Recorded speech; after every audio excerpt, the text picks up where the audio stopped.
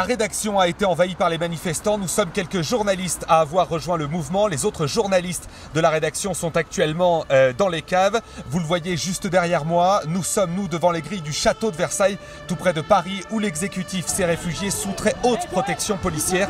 Des milliers de personnes, de tout âge, sont en train de converger, vous le voyez sur ces images en direct, de converger vers l'Assemblée nationale. Et c'est...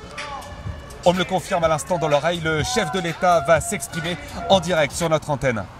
La Constitution permet au président de la République de prendre la parole devant le Parlement réuni à cet effet en Congrès.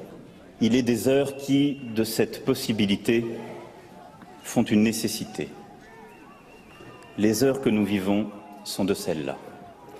Nous avons fait fausse route. Nous avons préféré le clientélisme, les conflits d'intérêts, tout ce qui relève d'une forme de corruption ordinaire, presque impalpable, à milieu des préoccupations des Français. Nous avons préféré la société de la rente à la société de la justice. Et je crois profondément que par ces choix récents, notre peuple nous demande de rendre le pouvoir à ceux qui œuvrent à l'intérêt général et pour la dignité des personnes. Voyons la réalité en face. Les forces adverses continuent d'être puissantes. C'est une véritable révolution. Elle prend parfois les traits de l'optimisme volontaire, d'autres fois ceux d'une colère sincère. Le peuple nous a donné le mandat de lui rendre sa pleine souveraineté. Nous devons partir. Il en est ainsi à chaque période. Lorsque le renouveau s'impose, j'y suis prêt. Je suis sûr que vous l'êtes aussi. Il ne nous est pas permis d'attendre. Les forces de la Révolution sont extrêmement puissantes. Pardon, Monsieur le Premier ministre, de vous annoncer aujourd'hui devant le Congrès cette mauvaise nouvelle.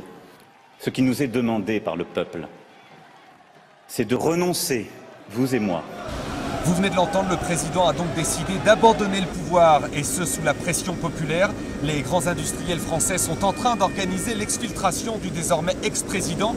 Et vous l'entendez, un hélicoptère est en train de décoller depuis la cour du château. Et vous pouvez le voir également sur ces images de notre antenne. Le yacht de Vincent Bolloré serait appareillé, escorté par des rafales de l'avionneur Dassault. Un gouvernement populaire de transition serait déjà prêt à assumer les plus hautes fonctions de l'État.